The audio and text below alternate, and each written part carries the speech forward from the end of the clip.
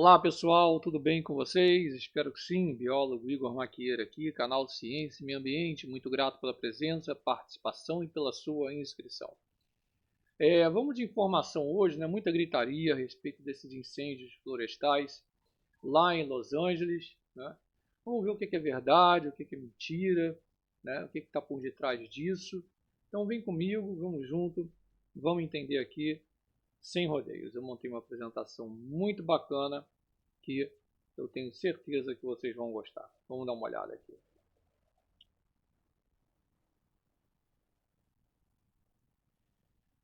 Então, né, os incêndios mortais em Los Angeles, vamos entender isso daí, porque, mais uma vez, a mídia associou isso ao aquecimento global, às mudanças climáticas antropogênicas, né, misturando, mais uma vez, os conceitos de tempo e clima, que são bem diferentes, né? Resumidamente falando, tempo é o estado momentâneo da atmosfera, né? Como a atmosfera, vamos supor, ela se apresenta agora, e o clima é a síntese do tempo num período de 30 a 35 anos ou mais, né? No caso aqui eu coloco sempre mais, né? Vamos dar uma olhada porque os incêndios florestais devastadores em Los Angeles eles se tornaram mais uma vez um grito de guerra, né? Para culpar as mudanças climáticas, pelos desastres naturais, etc. Eu nem perdi meu tempo aqui no caso do Brasil, né, que sempre embarca nisso, mas a Axios, a BBC, apressadamente conectaram isso daí e falsamente, né, essa rara confluência de fatores climáticos, essa narrativa que se tornou muito familiar e muito repetitiva. Agora, no entanto, qualquer conexão desse tipo não é apoiada por dados. A começar, né, eu vou demonstrar aqui também uma apresentação que já foi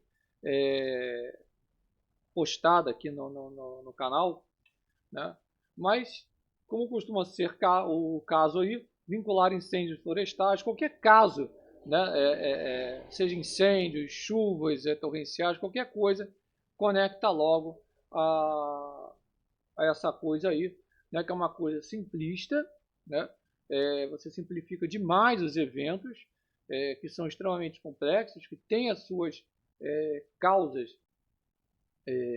naturalmente explicadas, tá? Mas que infelizmente colocou-se essa narrativa e isso perturba bastante, mas demais, para a gente abordar de maneira concreta e eficaz justamente o que ocasionou, né? A chamada causa-consequência, que é o que vocês vão ver aqui.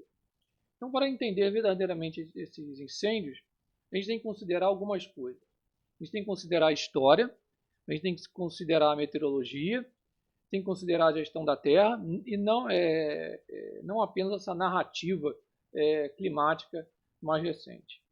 A começar, deixa eu abrir aqui um negocinho para vocês, porque essa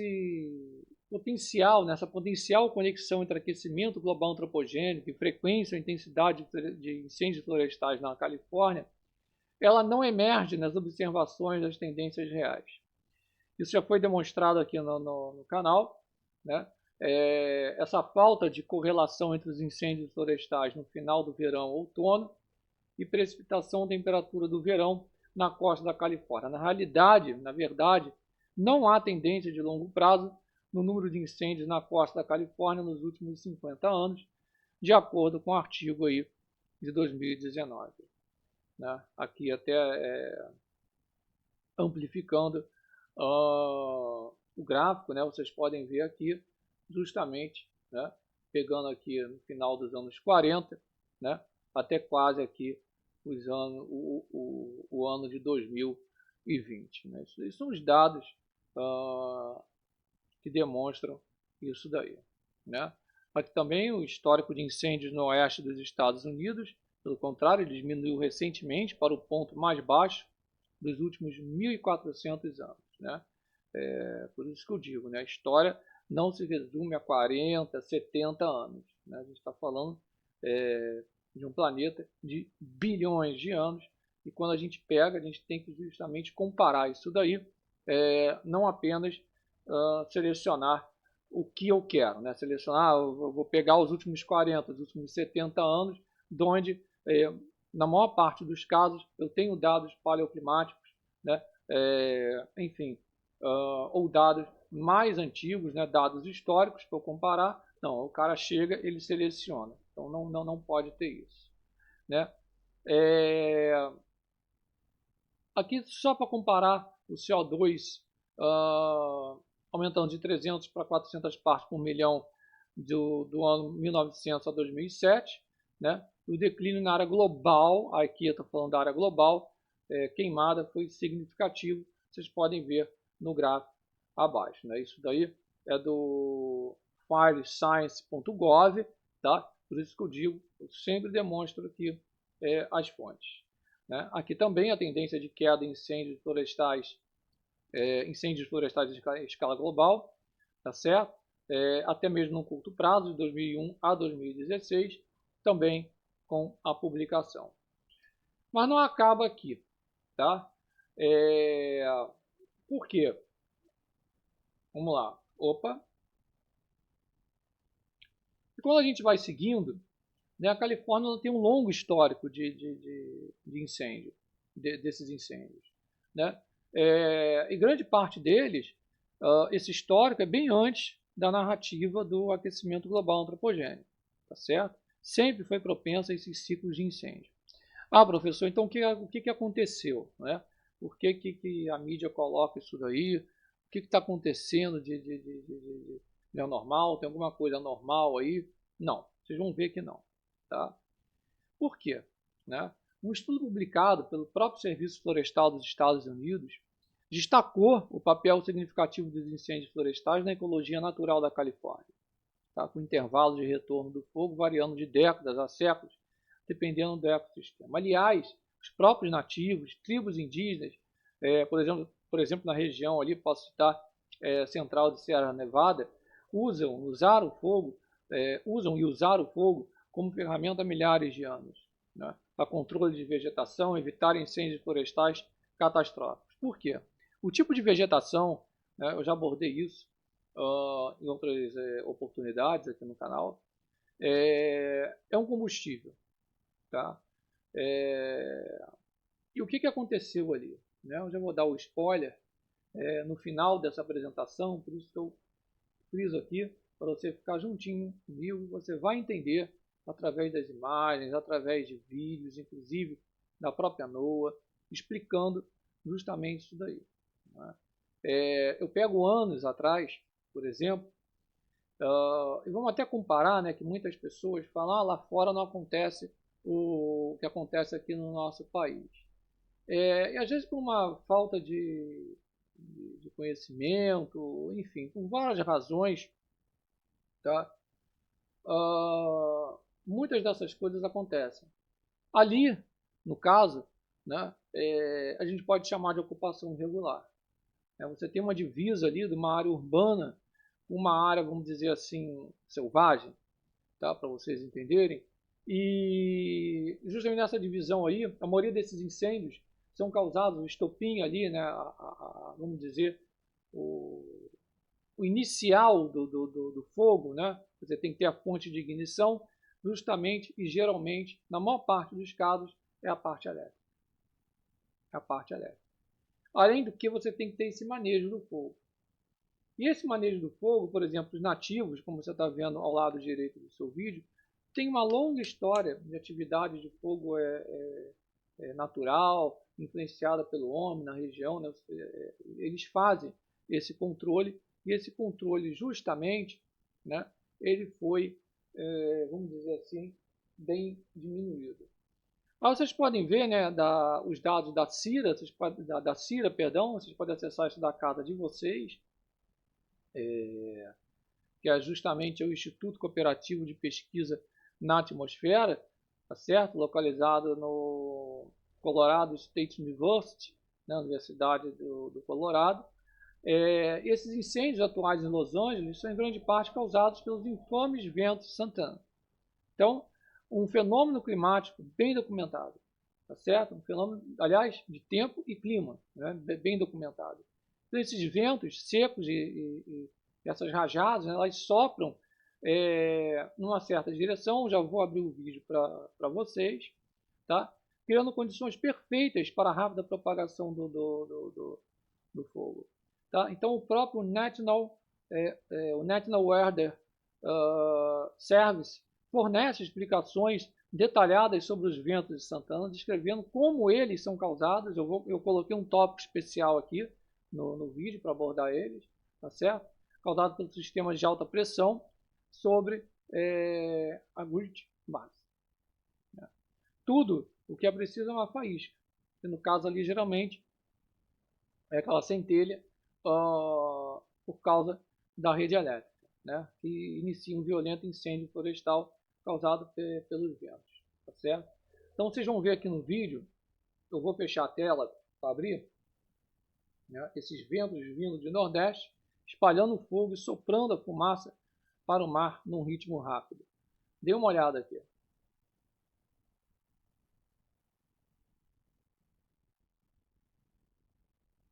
Então, vocês podem ver aqui ao lado justamente essa explicação, né? A direção do vento ali, né?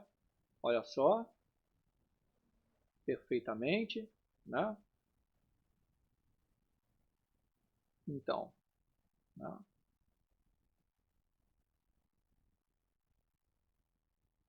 Então, muitas pessoas podem falar que esses ventos eles mudaram, né? Por causa da atividade humana, etc. Mas não, tá? Mas não. Vocês podem ver claramente. O que houve aqui que agora eu não consigo. Bom, enfim. O Departamento de Silvicultura e Proteção contra Incêndios, né, que monitora isso, né, eu já vou abordar, ele coloca a parte do gerenciamento de terras. Né, décadas de política de supressão de incêndios permitiram que o combustível, né, que são essas árvores mortas, arbustos secos, o tipo de vegetação, uma vegetação densa, né, ela vai se acumulando, vai criando condições como se fosse uma caixinha de pólvora.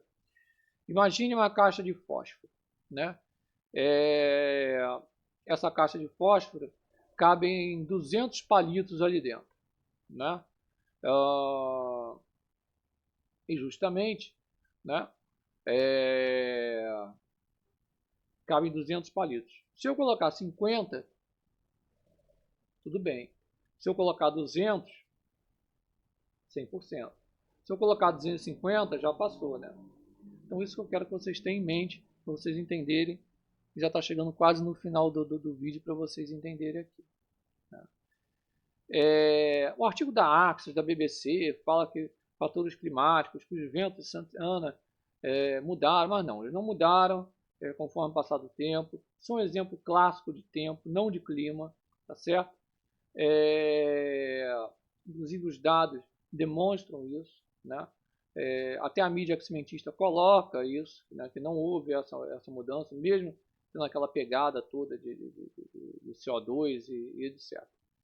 Agora, o próprio relatório da Cal Fire explica o papel do gerenciamento da vegetação na redução dos riscos de incêndio e descreve como o acúmulo de combustível tornou os incêndios mais intensos. O link está aqui ao lado, vocês podem conferir. Aqui também, ó, né, as zonas de transição entre terras desocupadas e desenvolvimento humano, né, que é a linha, a área ou zona onde estruturas e outros desenvolvimentos humanos se encontram, se misturam com terras selvagens, tá certo? Então, justamente, é problemático isso daí, é perigoso, tá? E isso foi um dos fatores que propiciou esse incêndio gravíssimo lá. Né, os dados aqui da West Fire Administration. Então, culpar agora os incêndios florestais pelas mudanças climáticas é uma manchete fácil, né? Uma manchete que encanta, né? Porque o caos né? O ser humano gosta muito de notícias que envolvam o caos, né? Mas isso distrai de soluções reais. Melhorar o manejo florestal, aplicar códigos de construção, investir na detecção precoce, na infraestrutura de combate a incêndios, reduz significativamente o risco e o impacto, né? Então ele está traduzido, né, Voz Dependente da Califórnia para a reforma, ou seja, o que é isso? Né, o pessoal alertando, né, como se fosse uma comissão mesmo, né, a Little Hoover Commission, né, uma agência de supervisão estadual independente que fala isso abertamente sobre a necessidade de melhores práticas de manejo florestal na Califórnia, né, desobstruir, impedir remoção de estradas florestais, né, ou desobstruir, para permitir o acesso mais fácil da brigada ali de incêndio, dos bombeiros, em áreas mais distantes, tá certo? É uma boa política, né? Vamos dizer assim, restituir a exploração madeireira em larga escala, né? Isso em áreas florestais, óbvio, estão superlotadas para reduzir esse combustível, né? Quando os incêndios começam, né? Seria justamente uma outra história, uma redução dessa carga aí de combustível. Mas o que são esses ventos, né, que eu estou falando tanto aqui? Né? Didaticamente, eu só vi um portal aqui do Brasil publicar algo a respeito, né? Eu peguei até esses dados, guardei para mim, são os dados que vocês estão vendo aí. O portal Terra publicou muito bonitinho a respeito disso, tá certo? São ventos secos, fortes, eles descem das montanhas em direção à costa sul da Califórnia, né? Eles registram mais ou menos 10 eventos Santa Ana por ano, geralmente ocorrendo entre os meses de outubro a janeiro. Quando as condições estão secas, como agora, esses ventos podem se tornar um grave risco de incêndio. Ah, professor, foi bom citar isso? Então, dependendo de condições de El Niño ou Laninha, né, dependendo das condições atmosféricas de um ano para o outro, que nunca vai ser igual, né, a gente pode ter condições mais secas ou mais úmidas. Tá? Então, quando as condições estão secas, esses ventos podem se tornar um grave risco de incêndio. Tá certo? Então, esses ventos ocorrem quando há alta pressão a leste, na grande bacia, e um sistema de baixa na costa. Então, as massas de ar se deslocam da alta pressão para baixa. E quanto mais extrema for a diferença de pressão, mais rápido os ventos sopram. Estão vendo a imagem ali? É justamente o vídeo que eu demonstrei para vocês, né, agora há pouco. Então, à medida que esses ventos descem do topo das montanhas de São Gabriel, se tornam mais secos e mais quentes. Essa é uma função da física das massas de ar. Quando esses ventos chegam ao ponto em que o incêndio começou lá, pelo 7 de janeiro, né, não é incomum que eles tenham menos de 5% de umidade relativa. Não significa que eles não têm umidade, eles têm.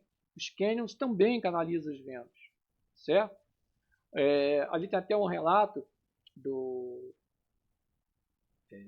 da pessoa, né, que morava na região de Altadena, e durante os eventos de vento Santana havia dias em que o vento não estava presente no local onde morávamos, né, mas era extremamente forte, né, de 30 a 40 milhas por hora, tá certo? Agora atingiu quase 70. Então, o que está acontecendo ali, gente? Para resumir, mais pessoas estão vivendo dentro e nas bordas das áreas selvagens. E a rede elétrica se expandiu com elas, né? Isso criou mais oportunidade para se iniciar os incêndios, né? Então não é a mudança climática, não. Você tem um evento que é conhecido, sendo que esse evento ele foi potencializado devido a uma vulnerabilidade. E as casas lá, né, aqui a alvenaria, né, concreto, cimento, né, vamos dizer assim, não é que não pegue fogo, né, por exemplo. Você vê supermercados pegarem fogo, residências pegam fogo, sendo que lá a oportunidade para isso é maior, né? É maior. Além da expansão da rede elétrica, expansão de imóveis, etc., né? A fonte de ignição para esses incêndios destrutivos no sul da Califórnia. Além disso, as casas são feitas de quê? São feitas de materiais secos. E quando a atmosfera está seca, entra em combustão prontamente, é um estalar de dedos, permitindo que os incêndios se espalhem. Então, há 50 anos atrás, pessoas viviam lá? Viviam, mas eram menos pessoas. Naquela época, algumas partes da bacia eram cercadas até por pomares de frutas cítricas. Os incêndios nas montanhas queimavam até os pomares ali antes de chegar à casa. Hoje em dia você não tem, vamos dizer assim, essas molas amortecedoras entre as casas e a área selvagem. Né? O ponto de ignição do Eaton Fire parece ter sido muito próximo ou dentro de um desses limites aí, entre bairros. Né? Ou a divisão de bairro com a área ali mais selvagem, vamos dizer assim. Tá certo? Então a gente tem que ter cuidado quando a gente divulga certas coisas, porque dá a entender, né, claramente aí para o público leigo que às vezes não entende, que isso daí foi causado pelo ser humano, etc. Em parte, sim. Essa fonte, essa ignição, com certeza, né? Quase 100% dos casos, quase 100%, né? A ignição ali é a fonte da parte elétrica, tá? E justamente devido a essa expansão, né, que a gente aqui chama, justamente no Brasil, olha, tivemos uma expansão desordenada, né, ocupação, por exemplo, só a base de comparação aqui, né, método de comparação, nós tínhamos construções irregulares em encostas, né, aí vem tudo abaixo, olha, foi mudança climática? Não, foi vulnerabilidade, né, aquela área não podia estar ocupada, né, o mesmo caso se aplica aí